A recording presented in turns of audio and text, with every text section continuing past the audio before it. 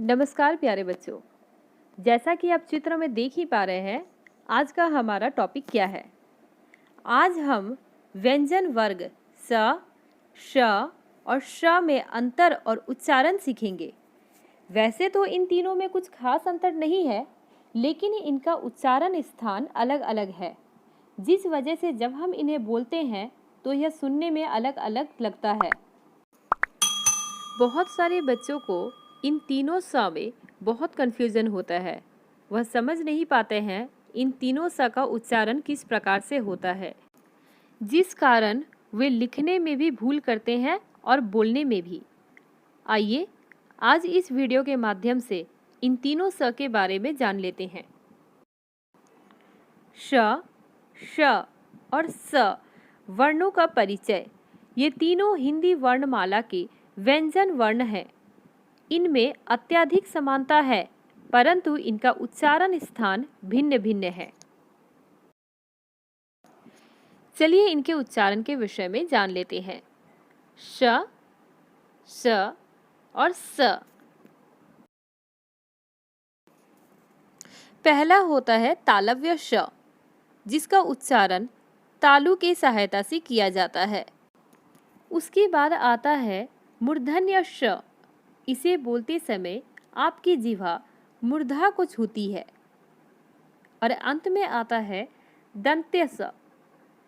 इसको बोलते समय आपकी जिह्वा दांतों के अंदर के भाग को मतलब मसूड़े को छूती हुई आती है। चलिए इसी चित्र के माध्यम से समझते हैं कि इनका उच्चारण स्थान कौन कौन सा है। तालु या तालव्य, यह मुंह के अंदर का ऊपरी पिछला भाग होता है, जैसा कि आप चित्र में देख पा रहे हैं। मूर्धन्य या मूर्धा, यह मुंह के अंदर का भीतरी ऊपरी भाग होता है। दंत्य, ऊपरी दांतों का भाग होता है। बच्चों, जब भी आप इन तीनों प्रकार के स का उच्चारण करते हैं तो सिर्फ आपकी जिह्वा जो है वही अपना स्थान अलग अलग बदलती है, तभी इसके उच्चारण हमें अलग अलग सुनाई देता है। चलिए एक एक करके तीनों को देख लेते हैं। दंत्य स, जब वर्ण स का उच्चारण करते हैं तब जीभ दांतों का स्पर्श करती है, मतलब छूती है, इसीलिए इसे दंत्य स कहते हैं।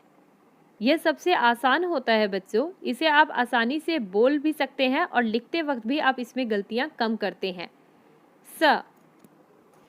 चलिए मेरे साथ कुछ दंत्य स के उदाहरण उच्चारण कीजिए।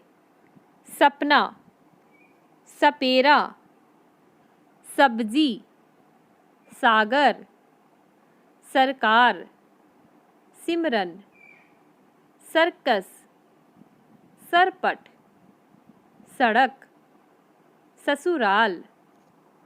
यहाँ पे आपने देखा बच्चों, हमने दंत्य स का उच्चारण किया। जब हमने इन शब्दों को बोला तब हमारी जिह्वा दांतों के अंदर के भाग को छूती हुई आई, तभी हम इस स का उच्चारण सही तरह से कर पाए। चलिए आगे हम तालव्य श के बारे में जान लेते हैं। जब श का उच्चारण करते हैं तब जीभ तालु का स्पर्श करती है और इस श को तालव्य स कहते हैं। क्योंकि इसे बोलते समय आपकी जिह्वा तालु को छूती है, इसीलिए हम इसे तालव्य श कहते हैं बच्चों। चलिए आगे मेरे साथ इन शब्दों का उच्चारण करें। शालू, शक्कर, क्षमा, शलजम, शालिनी, शरारत, शाकाहारी, शंकर, शाक। हम क्षमा बोल रहे हैं, समा नहीं बोल रहे।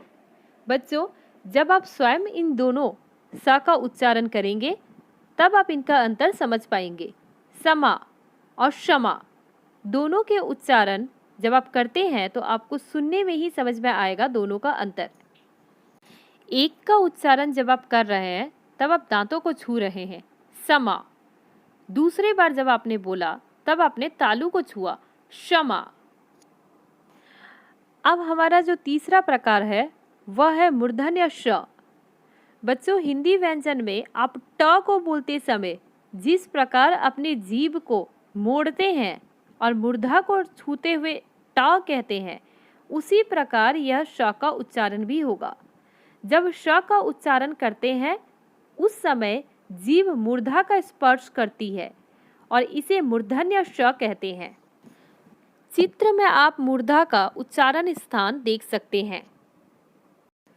चलिए कुछ उदाहरण के उच्चारण आप मेरे साथ करें। षटकोण, धनुष, विशेष, विष्णु, कृष्ण, शुष्क। बच्चों, दंत्य स का सबसे ज्यादा प्रयोग हिंदी में किया जाता है और बाकी जो दोनों स हैं, मूर्धन्य श और तालव्य श, इनका प्रयोग संस्कृत में ज्यादा होता है। अब इसका अर्थ यह नहीं है बच्चों कि इसको हिंदी में प्रयोग नहीं होता है। हिंदी में प्रयोग होता है परंतु कम होता है। आशा करती हूँ आपको तीनों प्रकार के स में अंतर समझ में आ गया होगा और आप दोबारा लिखते वक्त या बोलते वक्त गलती नहीं करेंगे। मिलते हैं अगले वीडियो में। धन्यवाद।